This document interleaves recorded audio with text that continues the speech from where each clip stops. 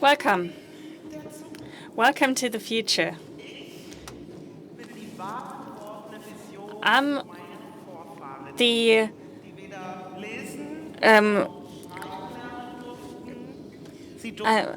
I'm the representation of my forefathers and my ancestors who did not have the opportunity to go to school, to study, and who would have never had the opportunity to work at a German university. I'm their vision and I'm their future. But I'm not alone. Berlin in the year 2123. Over her board computer interface, the young student Juliane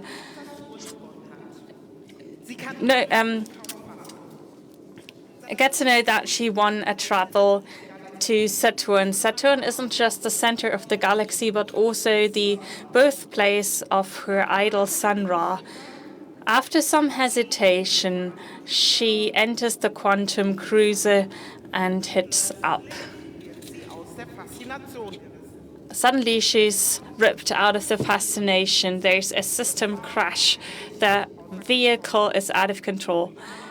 Juliana hits her head and blacks out. When she comes to, she's in rural Germany of the 18th century. People seem to know her already. There must be some confusion, she thinks. Or is there something that connects Juliana's present to her past? Juliana is the title of an Afrofuturistic short story that I published in 2024 as part of an anthology by David Mayonga on Amazon Prime.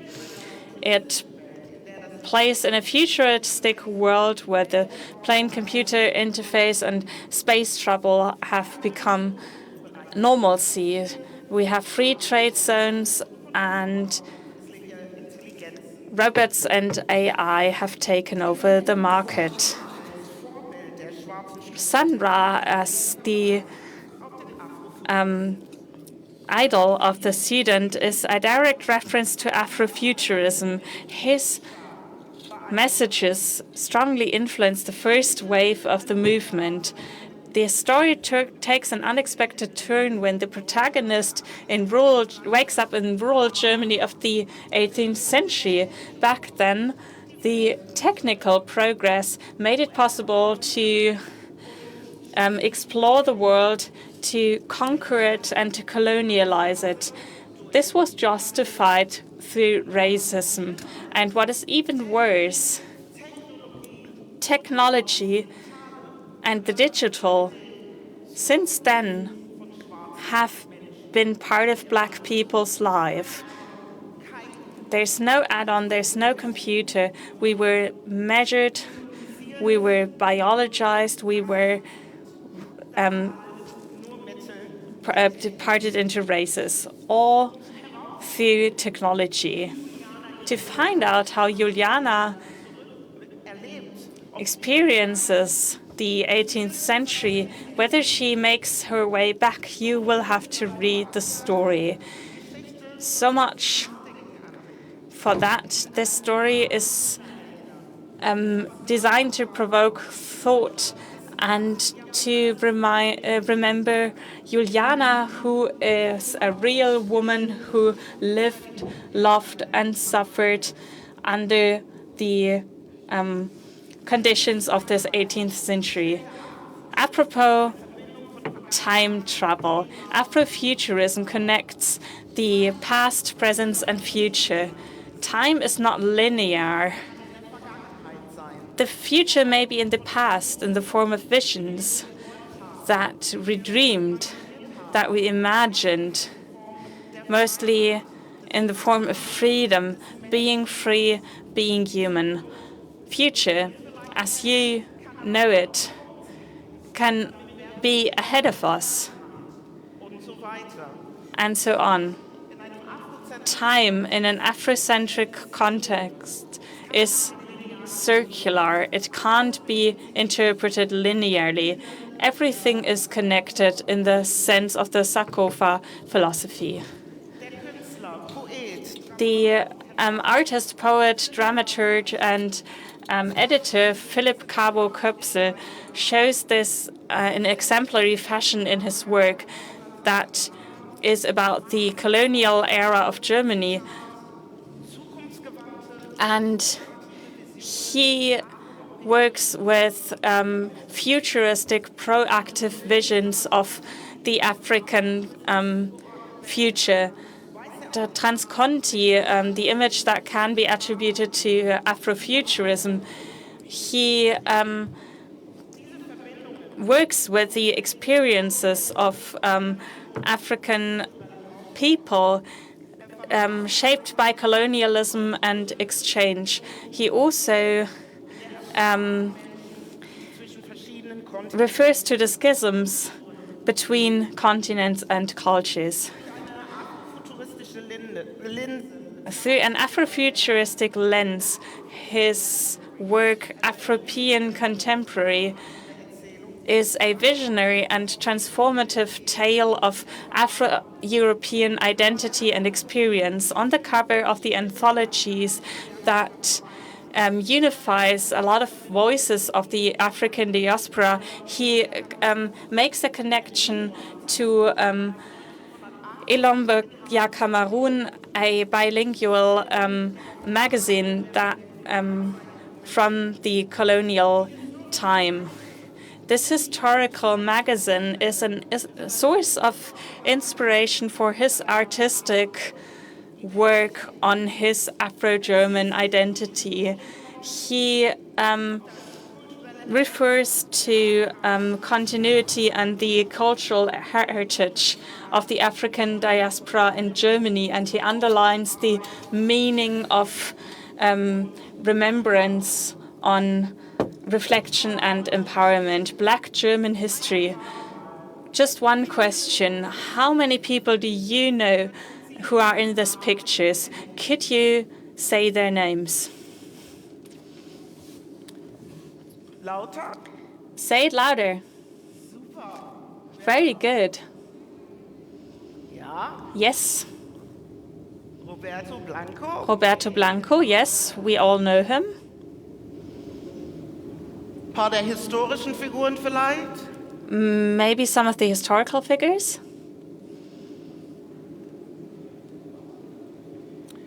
Schwarze deutsche Geschichte. Black German history goes far beyond than what many of us think. It can't even be dated precisely because research just doesn't go as far back.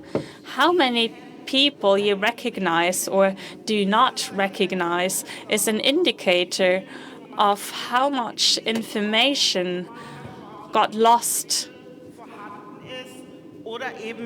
about Black history.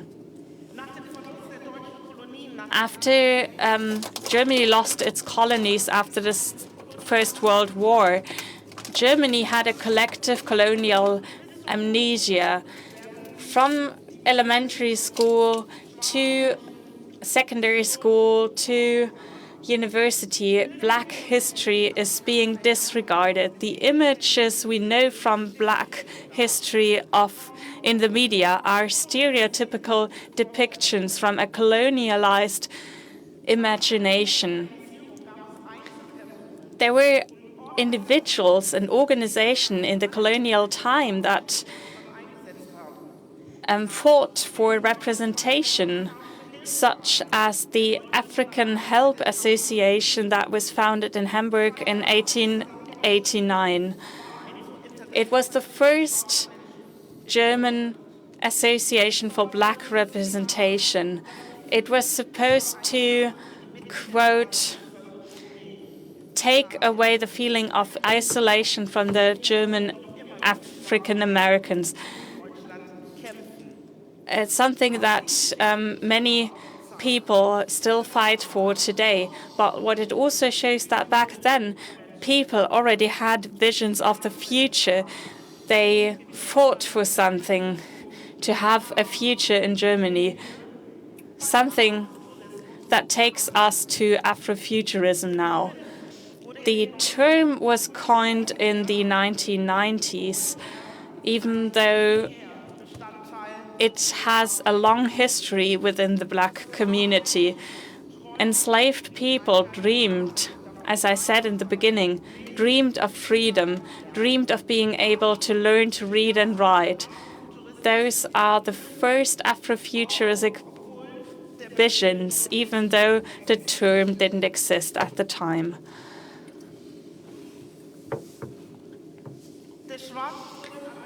The Black US American journalist W.E.D. Voice, founder of Black Studies and the NAACP, lived in Berlin for a while, did his anti-racist foundation research in Berlin during German colonialism. He is one of the pioneers of Afrofuturism.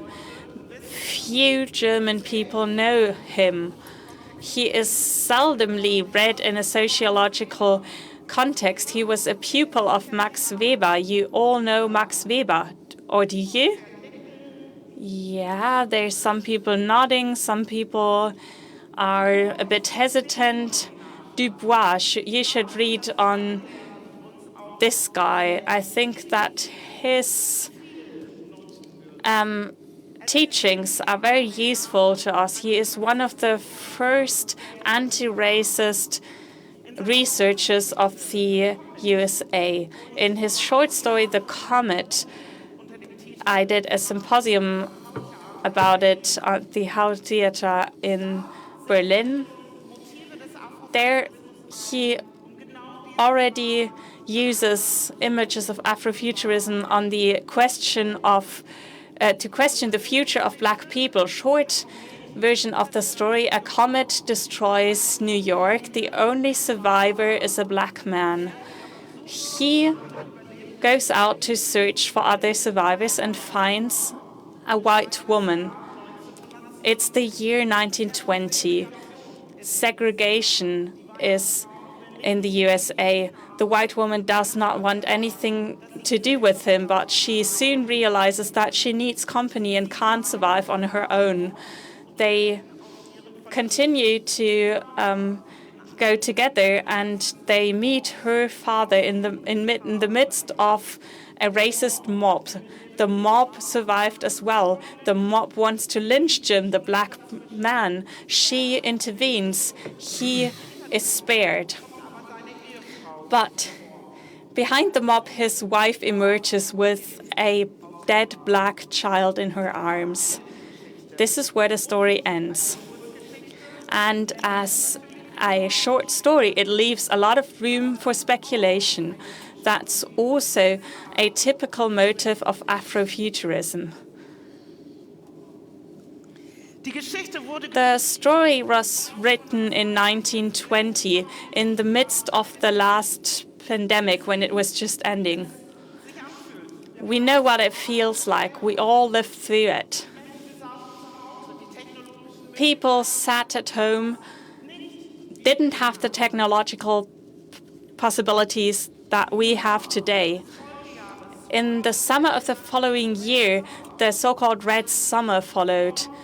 A summer full of murder, lynch murder, attacks, 38 people dead, 500 severely injured, more than 1,000 Black families homeless.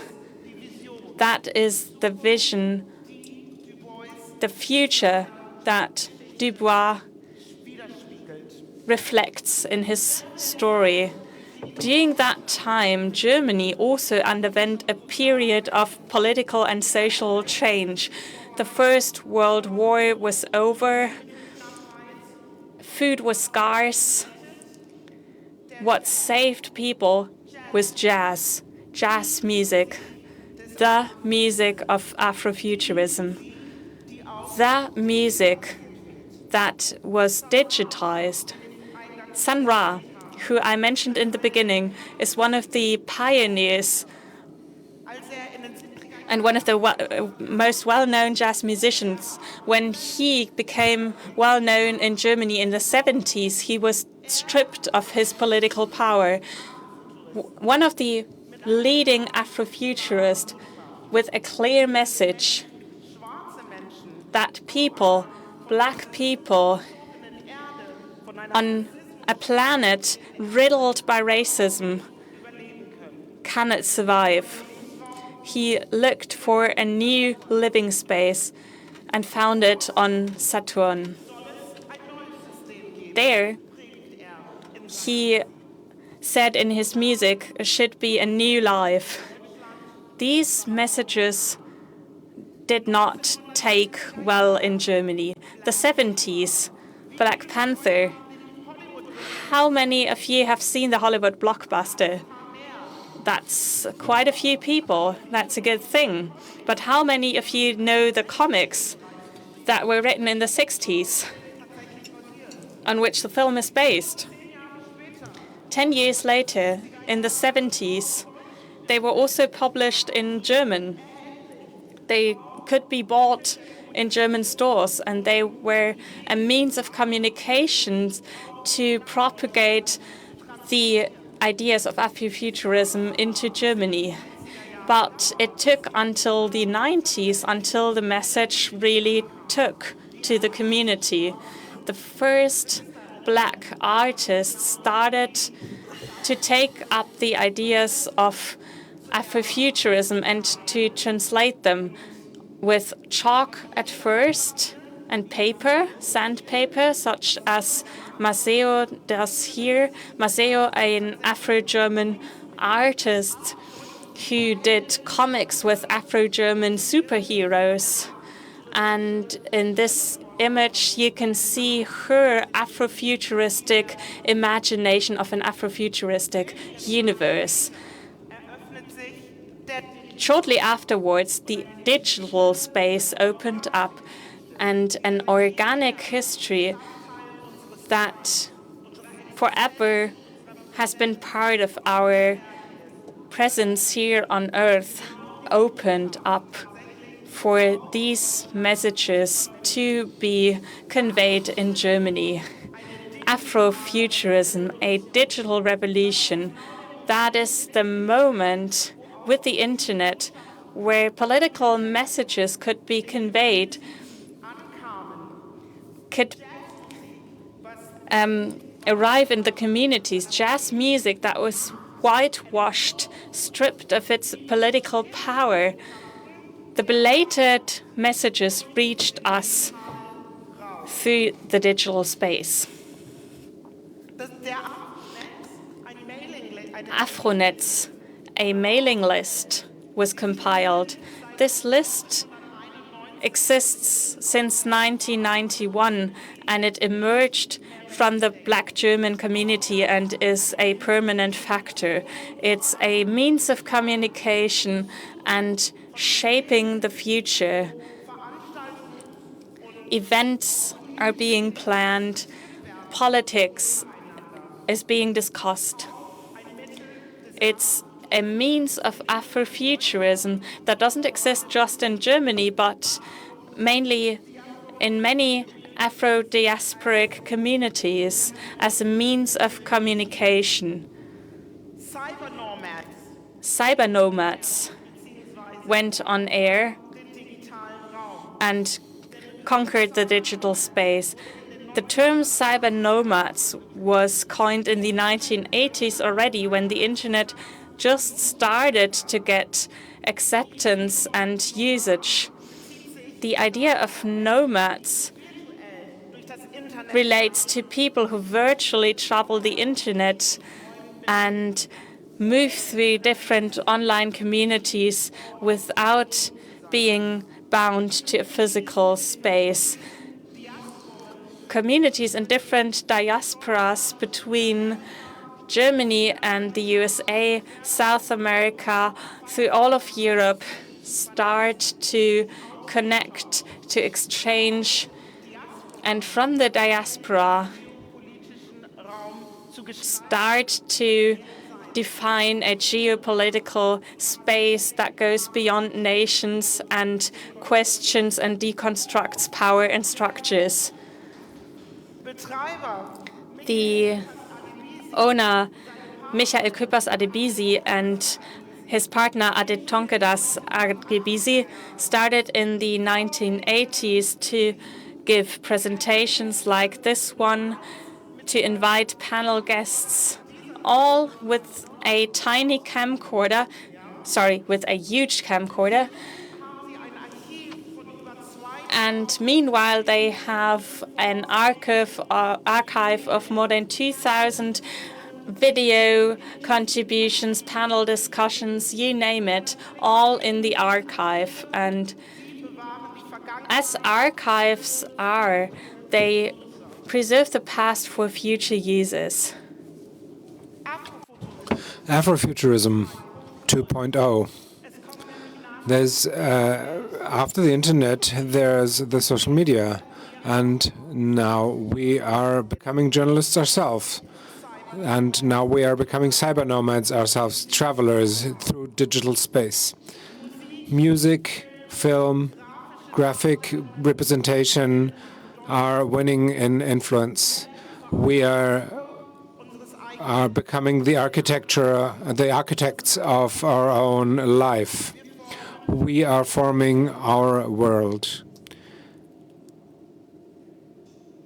The Afrofuturism is not only an artistic expression, an creative experience, especially 2.0 movement. Yeah, so in the social media allows for Afrofuturism to expand, develop philosophies, or philosophies aren't being developed. It is becoming the subject of scientific discourse and of social movements. The most well-known Afrofuturistic movement, and I'm pretty sure that you know the Black Lives Matter movement. Where were you when George Floyd was murdered? Can you remember when you were there? We were all at home. There was a pandemic again. Time is running in a circle.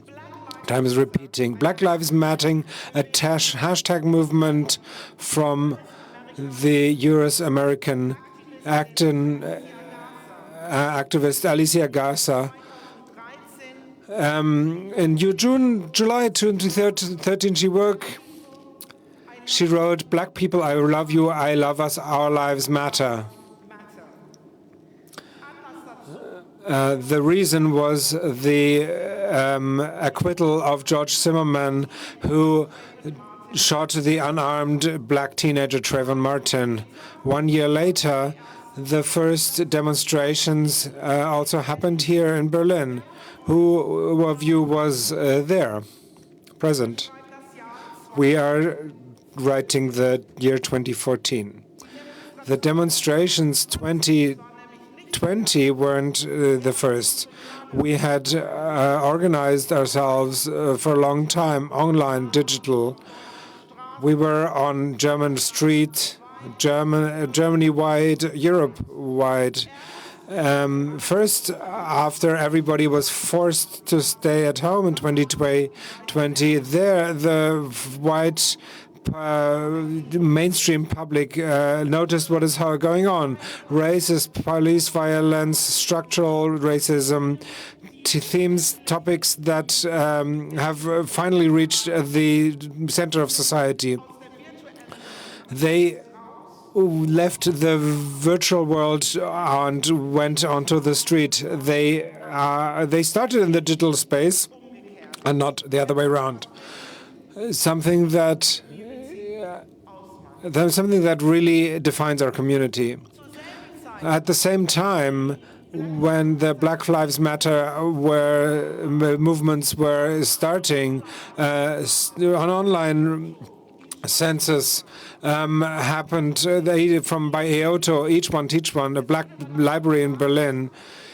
They asked who and which racism experience in different topics, such as work, profession, school. I brought two sections. 76% said that they're being discriminated in art and culture. 76.7% said that they were discriminated against in internet and media. The list is long, and